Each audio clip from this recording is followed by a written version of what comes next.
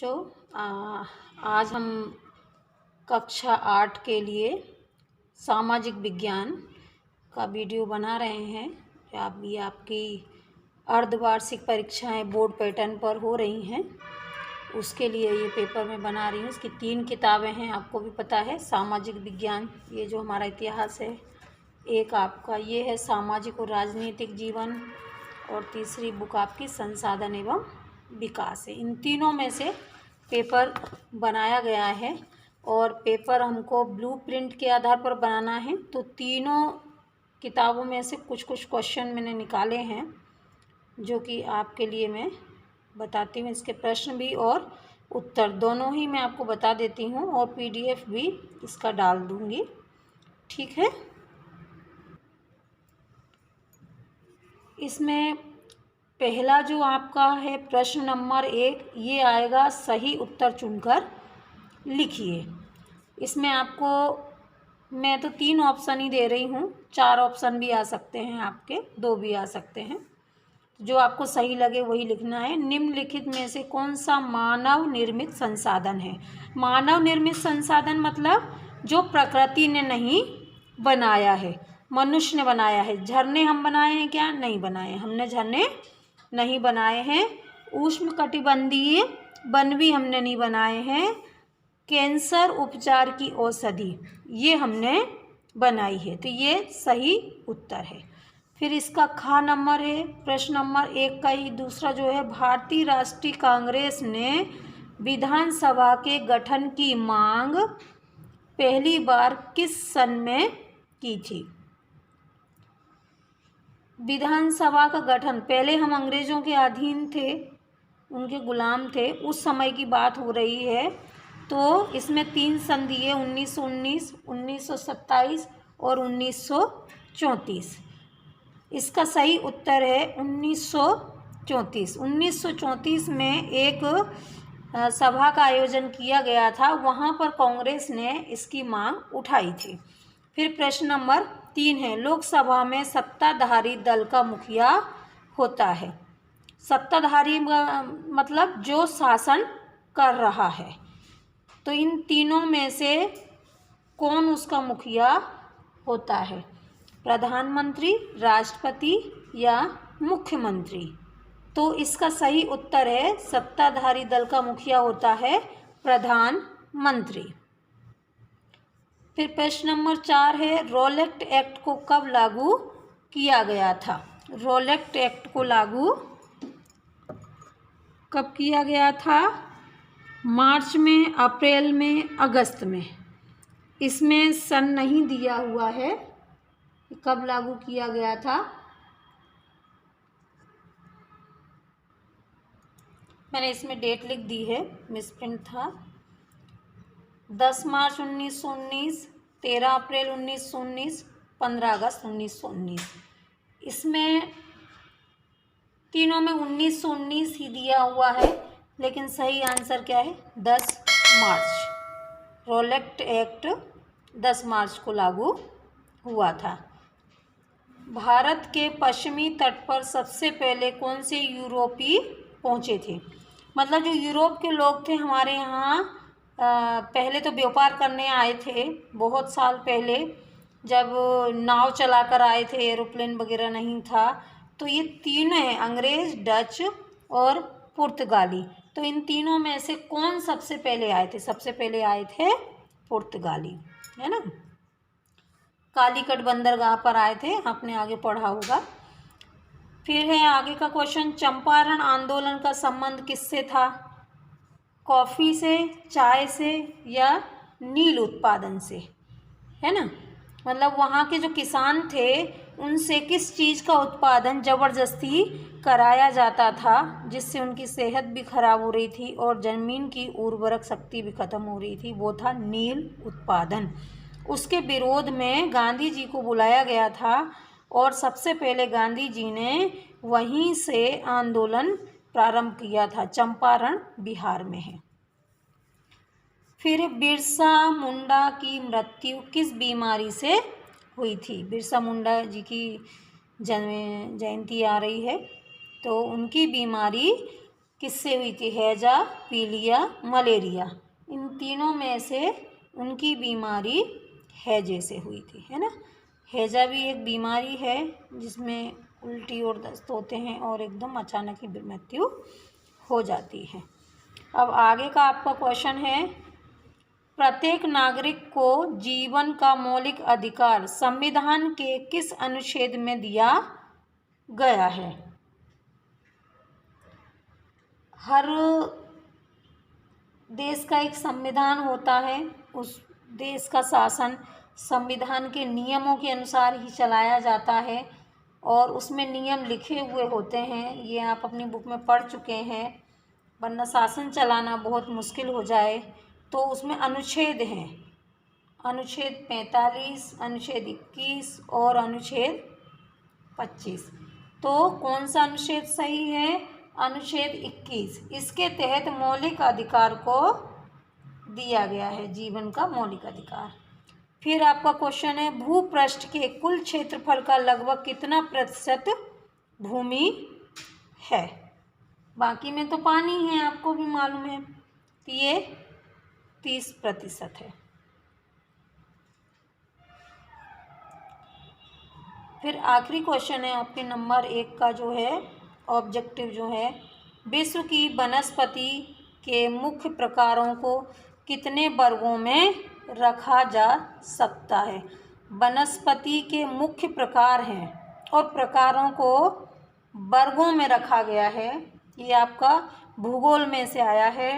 इसको 4 भागों में बांटा गया है। ये सारे के सारे प्रश्न जो आपके हैं वो कुछ बीच के हैं, कुछ आपकी बुक के पीछे के हैं। ये जितने मैं आपको बता रही हूँ, टाइम इतना नहीं है कि मैं आगे का और आपको बता सकूँ। आगे के वीडियो में और ऑब्जेक्टिव डालूँगी तो वार्षिक परीक्षा की तैयारी के लिए वो आपके काम में आ जाएंगे। जब तक आप बुक के बीच बीच में से अच्छे से पढ़ना। देखो जैसे ये बुक है, इसके बीच बीच में से ही बनते हैं, है ना। बीच में जो दिए हुए हैं उसमें से ही ऑब्जेक्टिव आते हैं। तो ये पढ़ने के अलावा आप बुक भी ठीक से पढ़ लेना, तो उसमें से आपको समझ में आ जाएगा। अब हम देखो, जैसे ये दिया हुआ है, भारत का प्रधानमंत्री लोकसभा में सत्ताधारी दल का मुखिया होता है। ये एक ऑब्जेक्टिव आपका इसमें आया हुआ है।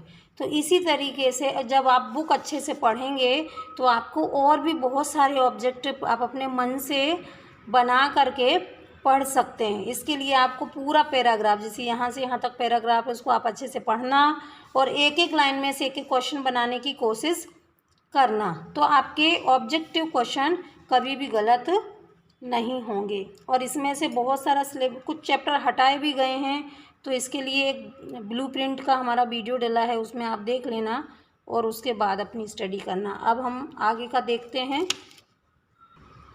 अब क्वेश्चन नंबर 2 है, ये आपके 3-3 नंबर के हैं। अंग्रेज़ों ने सरकारी दस्तावेजों को किस तरह सुरक्षित रखा था? इसका उत्तर है आपका, अंग्रेज़ों ने सरकारी दस्तावेजों को किस तरह सुरक्षित रखा था। इसके लिए उन्होंने अनेक उपाय किए थे, जैसे अभिलेखागार बनाया या फिर सर्वेक्षण को महत्व दिया उन्होंने। सभी शासकीय संसाधनों में अभिलेख कक्ष बनाए। नंबर 2, अंग्रेज मानते थे कि चीज़ों को लिखना बहुत महत्वपूर्ण होता है। ऐसा करने से उन दस्तावेजों का अच्छे से अध्ययन करा जा सकता था तथा उन पर वाद विवाद भी कराया जा सकता था। नंबर 3 है, सरकारी कर्मचारियों के बीच संचार माध्यम को भी दस्तावेजों द्वारा और मजबूत बनाकर कार्यों का निपटारा किया जा सकता था। संचार समझते हैं ना, संचार जैसा अभी टेलीफोन है, ये सब क्या है? संचार के माध्यम। फिर चौथा है इसमें, महत्वपूर्ण दस्तावेजों को सुरक्षित रखने के लिए अभिलेखागार जहाँ पर लिखित सामग्री रखी जाती है। और संग्रहालय, संग्रहालय भी आपने देखे होंगे, आप जिस सिटी में रहते हैं वहाँ पे पता कीजिएगा, संग्रहालय होते हैं, वहाँ पुरानी मूर्तियाँ वगैरह और हथियार और सिक्के जो भी हैं सब सुरक्षित रखे जाते हैं, वो होता है संग्रहालय। संग्रहालय जैसी संस्थाएं भी बनवाई थी। ये आपका क्वेश्चन का उत्तर हो गया। अब हम आगे का क्वेश्चन देखते हैं। बंगाल के नवाबों और ईस्ट इंडिया कंपनी के बीच किन बातों पर विवाद थे? बंगाल के नवाब थे और ईस्ट इंडिया कंपनी जो थी वो भारत में व्यापार करने आई थी, जो अंग्रेज़ों की कंपनी थी। कि इन दोनों के बीचों में विवाद रहते थे, उसका उत्तर वो हम पढ़ेंगे। बंगाल के नवाबों और ईस्ट इंडिया कंपनी के बीच विवादों के निम्नलिखित कारण थे। नवाबों ने कंपनी पर धोखाधड़ी, किसने? नवाबों ने कंपनी पर धोखाधड़ी के आरोप लगाना शुरू कर दिए थे और दलील दी थी कि कंपनी की वजह से सरकार के राजस्व वसूली में कमी हो रही है। अंग्रेज बहुत ज़्यादा मक्कार, चालाक, धोखेबाज थे। जो नवाब समझ चुके थे वो इनकी नीतियों का विरोध कर रहे थे। नंबर 2 है, नवाबों ने कंपनी को व्यापार में कोई भी रियायतें देने से मना कर दिया था तथा कंपनी से नजरानों की मांग करने लगे थे। देखो, कुछ नवाब थे, उन्होंने बहुत सारी सुविधाएं दे रखी थी, तो वो सुविधाएं उन्होंने ख़त्म कर दी थी। नवाबों ने कंपनी को व्यापार में कोई भी रियायत देने से मना कर दिया तथा कंपनी से, जो कंपनी ईस्ट इंडिया कंपनी थे, उससे नजराने मतलब कुछ तोहफों की मांग शुरू कर दी थी और ये देना नहीं चाहते थे ईस्ट इंडिया वाले, इसलिए भी इनके बीच में विवाद होने लगे थे। वहीं ईस्ट इंडिया कंपनी भी टैक्स नहीं चुकाना चाह रही थी और कंपनी के अफसर नवाबों को अपमानजनक चिट्ठी लिखते थे। इस वजह से भी विवाद उत्पन्न हो गए थे। नंबर 4, कंपनी का मानना था कि नवाबों की बेतुकी शर्तों से व्यापार तबाह हो रहा है और व्यापार को फलने फूलने के लिए सरकार को शुल्क वापस लेने होंगे। नवाबों ने, उनकी सरकार ने कुछ शुल्क लगा दिए थे, कंपनी वाले उनको देना नहीं चाहते थे और इस वजह से भी उनके बीच में तनाव होने लग गया था। नंबर 5 है, नवाबों ने कंपनी को सिक्का ढालने का अधिकार देने से भी मना कर दिया था। जो सिक्का छपता है, बनता है, नोट छपते हैं, सिक्का बनता है, तो वो सिक्का उनको देने से मना कर दिया था। अंग्रेज़ अपने मनमाने तरीके से सिक्के ढाल लेते। देखो, अभी जैसे 10 रुपये का सिक्का चलता है, 5 का सिक्का चलता है, अगर इसको हर घर में कोई बनाने लग जाए तो इसकी तो वैल्यू ख़त्म हो जाएगी, है ना। तो उस समय जो समझदार नवाब थे, उन्होंने कंपनी से मना कर दिया था कि भाई आप इसको नहीं बना सकते हैं। तो ये भी एक विवाद था। इस तरीके से आपका ये प्रश्न का उत्तर भी पूरा हुआ। इसके बाद आगे का प्रश्न है, सिपाहियों को नए कारतूस पर क्यों ऐतराज़ था?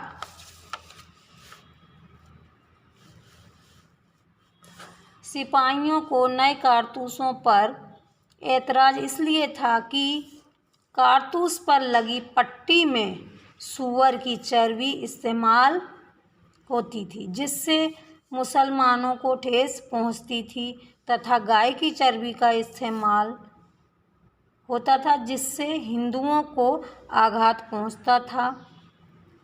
इसीलिए उन्होंने इसके इस्तेमाल पर ऐतराज़ किया था, क्योंकि कारतूस पर लगी पट्टी दांत से काटनी पड़ती थी।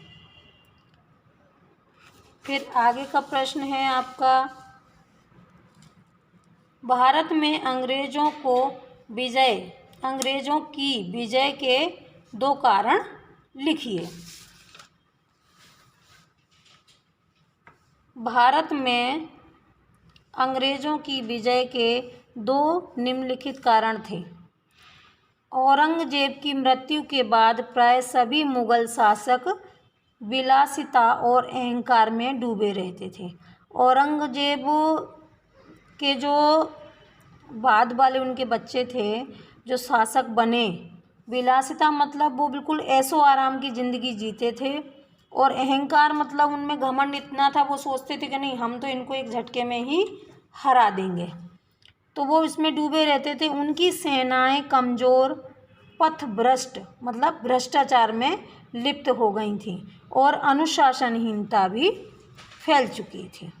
और ये सारी चीज़ें किसी भी राजा के राज्य में उनकी सेना में हैं तो वो कभी नहीं जीत सकता, और इसी वजह से भारत में अंग्रेज जीतते चले गए। फिर नंबर 2 है, अंग्रेज़ों की सफलता का कारण उनके हल्के और छोटे हथियार तथा प्रशिक्षित सेनाएं थीं। अंग्रेज़ों की सफलता का क्या कारण था कि उनके पास जो हथियार थे वो बहुत ही आधुनिक कहेंगे, और इन लोगों के पास वही घोड़ा, हाथी, परंपरागत हथियार थे। अब तो हम कैसे समझ सकते हैं उनको, कोई मूवी जब हम देखते हैं पुराने ज़माने की और उसमें कहीं पर ये प्रसंग आते हैं राजाओं महाराजाओं के, तो हम उनकी लड़ाई देखते हैं तो उनमें अपन समझ सकते हैं कि अंग्रेज़ों के पास कैसे हथियार थे, है ना। अब ये आपका ये वाला क्वेश्चन भी हो गया। आगे का प्रश्न कौन सा है इसमें, प्लासी की लड़ाई का परिणाम एवं महत्व स्पष्ट कीजिए। सन 1757 यानी में प्लासी की लड़ाई में अंग्रेज जीते और नवाब सिराजुद्दौला हारे। किस किस के बीच में हुआ था, अंग्रेज़ों और बंगाल के नवाब सिराजुद्दौला के बीच में ये युद्ध हुआ था। इसमें अंग्रेज़ों के हौसले और शक्ति बढ़ गई थी।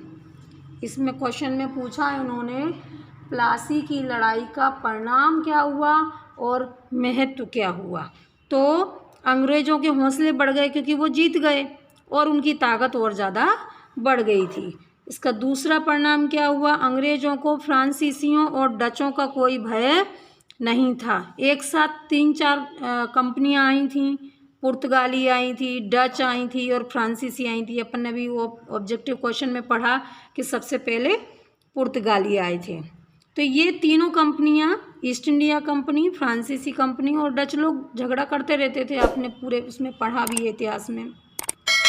तो अब क्या है, ये जीत गए ना, तो इनको फ्रांसीसी और डचों से भी कोई भय नहीं रहा था, इनको अपने ऊपर भरोसा हो गया था।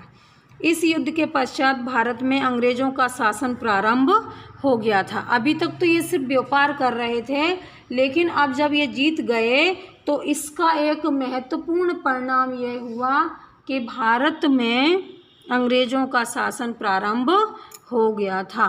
ये जितने भी उत्तर मैं आपको बता रही हूँ, ज़रूरी नहीं है आपको इसी तरीके से लिखना है, आप अपने मन से भी उत्तर बना करके अपने शब्दों में लिख सकते हैं। अब आगे का क्वेश्चन देखते हैं, 6 नंबर का। ये प्लासी का समझा दिया मैंने आपको। अब महलवारी व्यवस्था स्थायी बंदोबस्त के मुकाबले कैसे अलग थी, चलिए इसका उत्तर देखते हैं।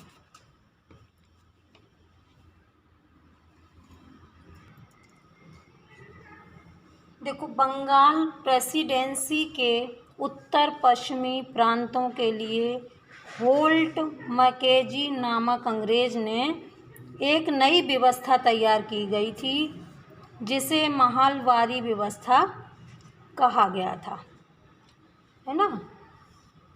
इस व्यवस्था के अनुसार क्या था, पॉइंट नंबर 2 में आपको पहले समझाऊंगी जिससे आपको अच्छे से समझ में आ जाए। स्थायी बंदोबस्त में, जैसा कि नाम से ही प्रतीत होता है, राजस्व स्थायी था, अर्थात इस कर राशि को कभी भी नहीं बढ़ाया जा सकता था। जो एक बार फिक्स हो गई वो फिक्स हो गई। जैसे आप स्कूल में पढ़ते हैं तो साल भर की फ़ीस पूछते हैं आपके पेरेंट्स कि भाई फ़ीस कितनी है, तो साल भर की मान लो 50,000 है, तो फिक्स हो गई। ऐसा नहीं है कि स्कूल वाला बीच बीच में बढ़ा देगा कि नहीं अब 60 देना है, अब 70 देना है, ऐसा नहीं। आ गया ना समझ में कि उसमें फिक्स होती थी। लेकिन महलबारी व्यवस्था में लगान राशि को समय समय पर संशोधित किया जाता था। और इन्होंने क्या लागू की थी? महलबारी। स्थायी बंदोबस्त में कर एवं लगान वसूल करने का अधिकार जमींदारों के हाथों में था। स्थायी बंदोबस्त में क्या था? लगान वसूल करने का अधिकार जमींदारों के हाथों में था। जमींदार आप लोगों को पता ही है ना कि कौन थे, जिनके पास ज़मीनें हुआ करती थी और वो मजदूरों से काम करवाते थे। वहीं महलबारी व्यवस्था में ये जिम्मेदारी गांव के मुखिया को सौंप दी गई थी। जो परिवर्तित कर दी गई थी ना, वो जमींदारों से निकाल के गांव के जो मुखिया होते थे अलग अलग गांव के, उनको दे दी गई थी। अब इसका जो पॉइंट नंबर फर्स्ट है वो पढ़ते हैं। उत्तर भारत समाज में गांव एक महत्वपूर्ण सामाजिक संस्था थी जिसे बचाकर रखना चाहिए और इस व्यवस्था के अंतर्गत गांव में ही लगान वसूल करने का अधिकार दिया गया था। महलबारी व्यवस्था के अंतर्गत ऐसा किया गया था कि उस गांव का जो लगान है उसी गांव का व्यक्ति वसूल करेगा, तो वहीं का पैसा वहीं के वहीं रहेगा। ये जो उत्तर मैंने आपको अभी बताया है, ये यहाँ से यहाँ तक की ये बुक में से है। एक नई व्यवस्था, इतिहास की ये बुक है। ये आपका पेज नंबर है 25। आप चाहें तो इसको और अपने शब्दों में तैयार कर सकते हैं। इसमें से 1-2 क्वेश्चन और बनते हैं, वो भी आप कर सकते हैं। ठीक है, इसको यहाँ से यहाँ तक पढ़ लेना। कितना है? Page number 29। अब महलबारी के बाद में है क्विट इंडिया एक्ट की मुख्य विशेषताएं क्या थीं? इस एक्ट से ब्रिटिश सरकार को, किसको?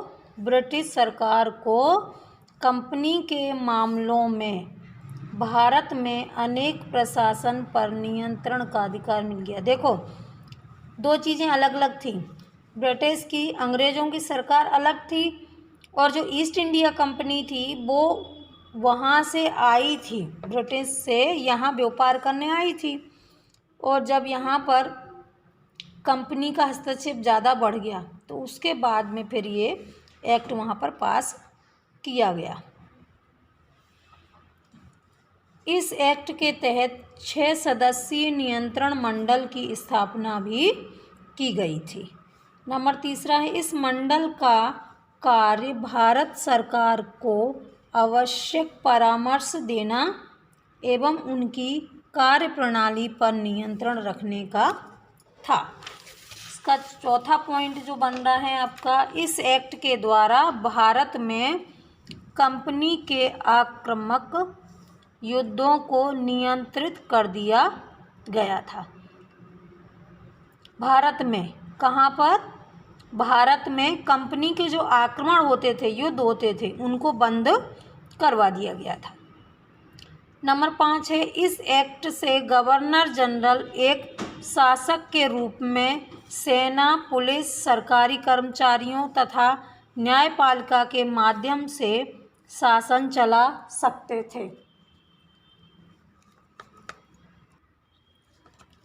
देखो, इसमें वो बता रहे हैं कि गवर्नर जनरल जो थे एक शासक के रूप में रह सकते थे, लेकिन उनको सेना, साथ में पुलिस, साथ में ही सरकारी कर्मचारी और न्यायपालिका, इन सब के माध्यम से शासन चलाना था, ना कि बिल्कुल निरंकुश खुद ही खड़े हो गए शासन करने के लिए। ठीक है, अब आगे का क्वेश्चन देखते हैं। ये प्रश्न आपका, राज्य विधानसभा और संसद लोकसभा के बीच में क्या फ़र्क है? राज्य की विधानसभा, समझना पहले प्रश्न। राज्यों में विधानसभा होती है और संसद कहाँ होती है? मोदी जी के पास में संसद, और वहीं होती है लोकसभा। दो होते हैं, लोकसभा और राज्यसभा। और जो राज्य में होती है यानी मुख्यमंत्री के पास हुई, जैसे शिवराज सिंह है, यहाँ पर क्या है, विधानसभा और विधान मंडल। तो अभी राज्य की विधानसभा और जो प्रधानमंत्री की संसद है, इन दोनों में क्या फ़र्क है वो समझना है अपने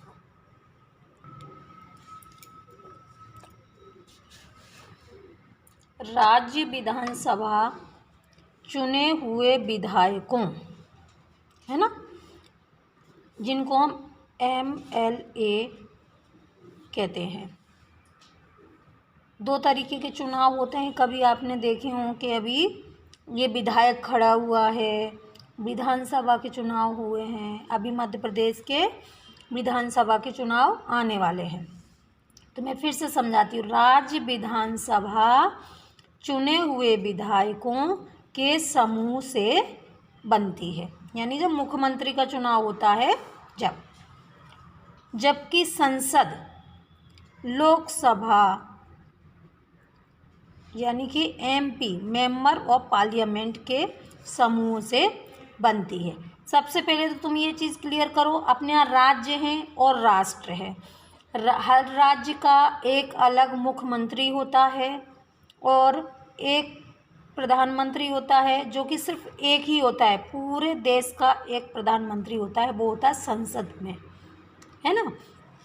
और जितने भी राज्य हैं वहाँ के अलग अलग मुख्यमंत्री होते हैं, तो वहाँ पर सब जगह राज्य विधानसभा होती है, लेकिन संसद एक ही होती है जिसके 2 सदन होते हैं, इनमें से एक लोकसभा होती है, ठीक है।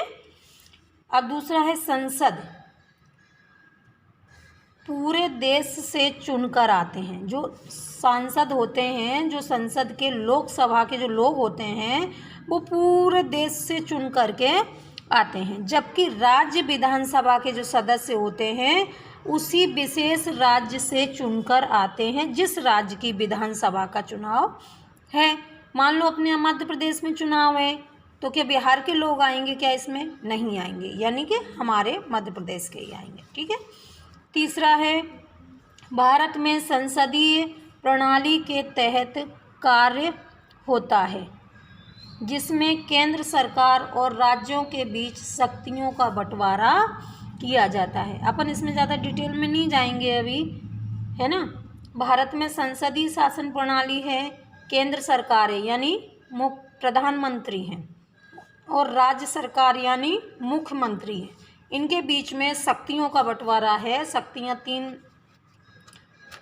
तीन चार तरीके की शक्तियाँ हैं जिनके तहत कार्य किया जाता है। जैसे एक एग्जांपल मैं आपको दे देती हूँ, सेना है तो भारतीय सेना कहलाती है, यानी पूरे भारत की एक ही सेना है, अलग अलग तो नहीं है, लेकिन पुलिस अलग अलग होती है। आप गौर कीजिएगा, MP police, UP police, Bihar की पुलिस, है ना, और सब जगह की ड्रेस में भी थोड़ा थोड़ा फ़र्क है, आप इसमें और सर्च करके देखना, ठीक है। तो ये आपको 3 अंतर हमने बता दिए हैं। अब हम आगे का प्रश्न लेते हैं, जो कि है आपका जल संरक्षण के 3 तरीके बताइए। भाई जल बहुत महत्वपूर्ण है, इसलिए जल संरक्षण बहुत आवश्यक भी है।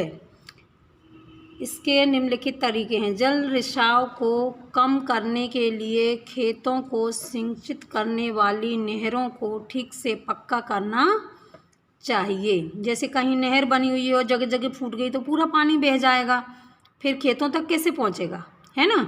तो नहरों को ठीक से पक्का करना चाहिए। जल क्षति को रोकने के लिए क्षेत्र की स्प्रिंकलरों से सिंचाई करना, शुष्क प्रदेशों में सिंचाई की ड्रिप अथवा टपकन विधि बहुत उपयोगी होती है।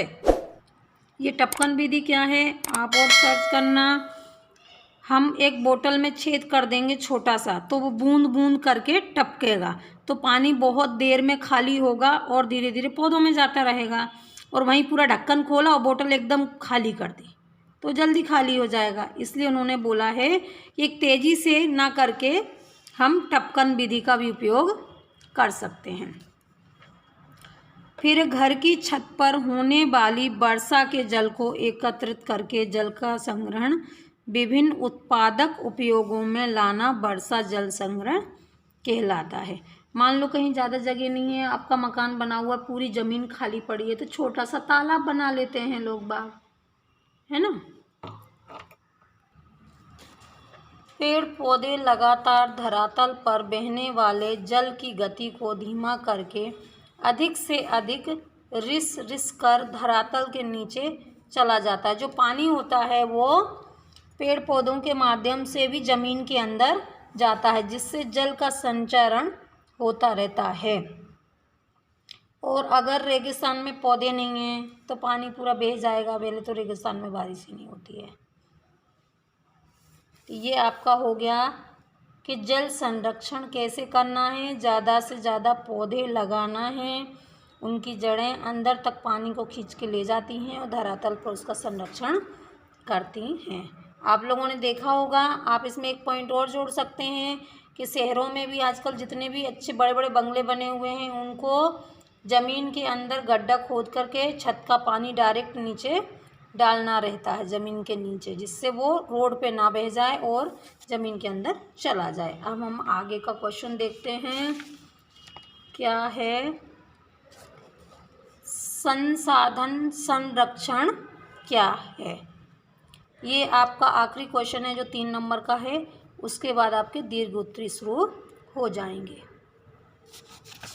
अब इसका उत्तर है संसाधनों का सतर्कतापूर्वक उपयोग करना और उन्हें नवीनीकरण के लिए समय देना संसाधन संरक्षण कहलाता है।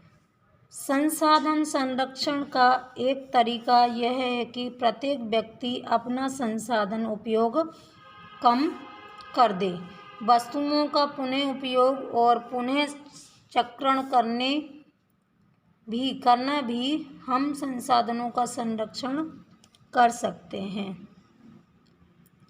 संसाधनों का संरक्षण करने से हम पृथ्वी पर विभिन्नता ला सकते हैं, जिससे हम पृथ्वी और जीवन बनाए रखते हैं। देखो, संसाधन जो हैं वो बहुत कम बचे हैं और उनका उपयोग बहुत ही तेज़ी से किया जा रहा है। संसाधन क्या हैं वो आप बुक में पढ़ना, आपका ज्योग्राफी का है, यहाँ पर इतना टाइम नहीं कि मैं आपको डिटेल समझा सकूँ। तो ये आपका आंसर हो गया। यहाँ आपके छोटे छोटे जो आंसर थे वो ख़त्म हो गए। अब हम आपका एक दीर्घ उत्तर देखते हैं।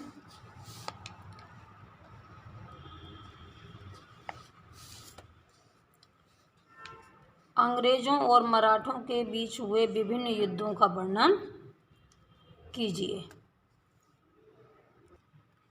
अंग्रेजों और मराठों के बीच 3 बार युद्ध हुए थे। प्रथम अंग्रेज मराठा युद्ध अपने व्यापारिक केंद्र मुंबई के आसपास मराठों की सत्ता थी, जिससे अंग्रेज़ों को अपने व्यापारिक केंद्र के विस्तार का मौका नहीं मिल रहा था।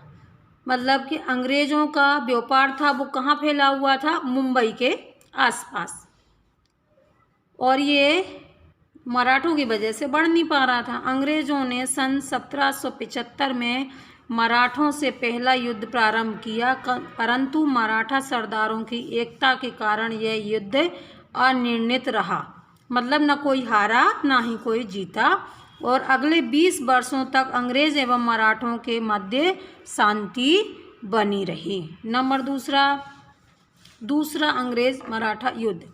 दूसरा अंग्रेज मराठा युद्ध लॉर्ड बेलेजली के समय लड़ा गया था। शक्तिशाली मराठा सरदारों भोसले तथा सिंधियों ने मराठा राज्य की स्वतंत्रता बनाए रखने के लिए अंग्रेज़ों के विरुद्ध युद्ध किया। सन 1803 में युद्ध छेड़ दिया गया था, परंतु अंग्रेज़ों ने तत्कालीन पेशवा बाजीराव द्वितीय को अंग्रेज़ों की सहायक संधि स्वीकार करना पड़ी।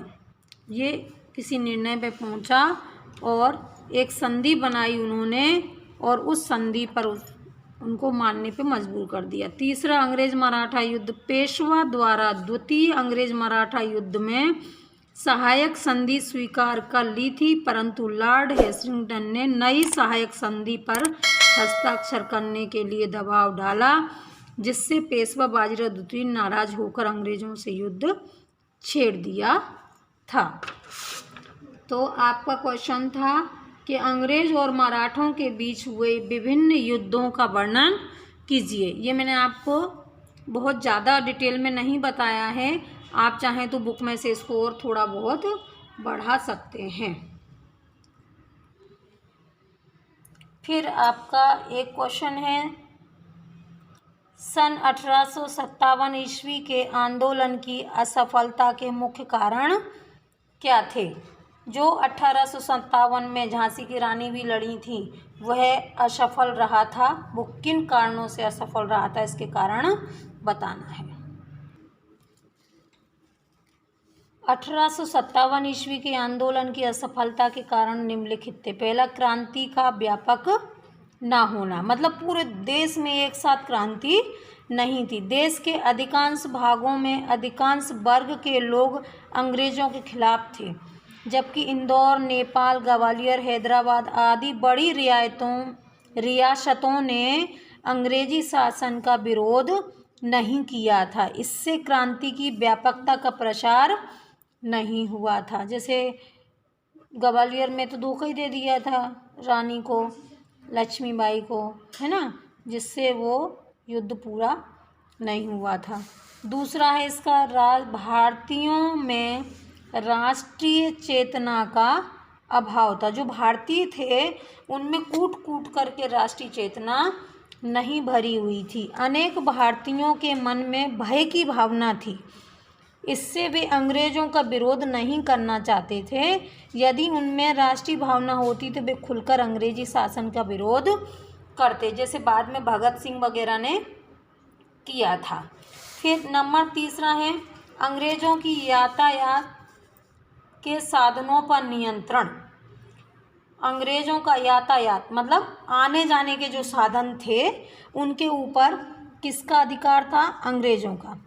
साधनों पर पूर्ण आधिपत्य एवं नियंत्रण था, इसलिए वे विद्रोहों को दबाने में सफल हुए। वे अपनी सेनाएं भेजते रहते थे इधर से उधर गाड़ियों से, किंतु भारतीयों को ये सुविधाएं उपलब्ध नहीं थी और वो एक जगह ही बंधकर रह गए थे। सर्वमान्य नेता का अभाव, जैसे अभी अपना नेता कितना बढ़िया है मोदी जी, है ना, अगर उस समय सिर्फ एक नेता ऐसा होता जो सबको एक सूत्र में बांध के रखता। बहादुर शाह जफर को भारत का शासक माना गया। अंग्रेजी शासन को समूल नष्ट करने के लिए एकता दिखाते हुए सारे विद्रोही एक हो गए, किंतु उनका कोई सर्वमान्य नेता नहीं था। मतलब कोई उनको नेता मान रहा था, बहादुर शाह को कोई नहीं मान रहा था, तो फिर आपस में ही बुलड़ने लगे। अतः नेता द्वारा उचित नेतृत्व के अभाव में असफल हो गए। फिर पांचवा है आपका, भारतीय राजाओं का अंग्रेजों के साथ, जो भारतीय राजा थे वो अंग्रेजों के साथ हो गए थे। जिन भारतीय राजाओं को और सरदारों को अंग्रेजों ने उनके पदों से नहीं हटाया था, उनको राजा बने रहने दिया था, उन्होंने अंग्रेजों का ही साथ दिया था। इस तरीके से 1857 का जो हमारा संग्राम था वो असफल रहा। आप चाहें तो इसमें और भी पॉइंट बुक में से पढ़ करके जोड़ सकते हैं। फिर आगे एक आपका क्वेश्चन है, संथाल विद्रोह का वर्णन कीजिए। संथाल विद्रोह आदिवासियों द्वारा कंपनी शासन के विरुद्ध किए गए विद्रोहों में सबसे सशक्त विद्रोह था, मतलब सबसे ज़्यादा ताकतवर। भागलपुर से लेकर राजमहल के बीच का एक क्षेत्र दामन एकोह के नाम से जाना जाता था, जो कि संथाल बहुत क्षेत्र था। संथालों ने भूमिकर अधिकारियों के दुर्व्यवहारों के विरुद्ध विद्रोह आरंभ कर दिया था। संथाल एक आदिवासियों की जाति है। यह विद्रोह संथाल नेता सीदो तथा कानू के नेतृत्व में प्रारंभ हुआ। इसको चलाने वाले 2 नेता थे। इन्होंने अपने क्षेत्र में कंपनी के शासन के अंत की घोषणा कर एक कड़े संघर्ष के बाद 1856 ईस्वी में ही इस विद्रोह को दबाया था। ये आपका पेपर पूरा हो गया है। देखो कुछ क्वेश्चन मैं आपको और बता रही हूँ। ये आपकी बुक में दिया हुआ है। भारतीय संविधान में उल्लेखित मौलिक अधिकारों में से मुख्य मौलिक अधिकार कौन से? क्वेश्चन ये भी बनता है आपका कि भारतीय संविधान में कितने प्रकार के मौलिक अधिकार दिए गए हैं। पहला है समानता का अधिकार, स्वतंत्रता का अधिकार, शोषण के विरुद्ध अधिकार, धार्मिक स्वतंत्रता का अधिकार, सांस्कृतिक शैक्षणिक अधिकार, संवैधानिक उपचारों का अधिकार। मतलब टोटल क्वेश्चन आपका अगर 3 नंबर का आता है तो आप सिर्फ ये पॉइंट लिख देना कि भारतीय संविधान में हमें 6 प्रकार के मौलिक अधिकार दिए गए हैं। और ये उत्तर आपका दिया हुआ है। ये बुक आपकी है सामाजिक और राजनीतिक जीवन में। कुछ और क्वेश्चन देख के आपको बताती हूँ। देखो जैसे ये दिया हुआ है, इसी में धर्मनिरपेक्षता से आप क्या समझते हैं? इस टाइप के क्वेश्चन भी आते हैं। मान लो यही आ गया कि धर्मनिरपेक्षता क्या है, इसमें जोड़ दिया भारतीय धर्मनिरपेक्षता। जैसे फ्रांस भी धर्मनिरपेक्ष राज्य है। जैसे अपने यहाँ कोई राष्ट्रीय धर्म नहीं है। पाकिस्तान एक इस्लामिक स्टेट कहा जाता है, यानी वहाँ इस्लाम राष्ट्रीय धर्म है, लेकिन हम धर्मनिरपेक्ष हैं। भारतीय संविधान में कहा गया है कि भारत राज्य धर्मनिरपेक्ष ही रहेगा। इसके लिए उन्होंने बोला है कि कोई एक धार्मिक समुदाय को दूसरे धार्मिक समुदाय को दबाएगा नहीं। कुछ लोग अपने ही धर्म के अन्य सदस्यों को ना दबाएं, है ना। राज्य ना तो किसी खास धर्म को थोपेगा और ना ही लोगों को धार्मिक स्वतंत्रता छीनेगा। हम ये नहीं बोल सकते तुम ईद मत मनाओ, तुम क्रिसमस मत मनाओ, ये हिंदुस्तान है, हम ऐसा नहीं बोल सकते। यानी कि भारत अभी तक तो धर्मनिरपेक्ष है। ठीक है, तो इसका उत्तर भी आप इसमें से छांट करके लिख सकते हैं। चलिए अब अपन मिलेंगे अगले वीडियो के साथ। आप जब तक जितना सिलेबस है वो पढ़ना। ये एक बुक आपकी ये है संसाधन और विकास। इसमें से भी जो चैप्टर आ रहे हैं, अगर आप अभी 2 दिन हैं, 3 दिन हैं, 2 दिन हैं, चैप्टर अगर अच्छे से पढ़ लेंगे तो फिर आपका पेपर बहुत अच्छा जाएगा। अच्छे से पढ़ना, तैयारी करना। और कुछ समझ में ना आए तो आप कमेंट्स बॉक्स में डाल लेना, मैं उतना भी आपको समझाने की कोशिश करूँगी।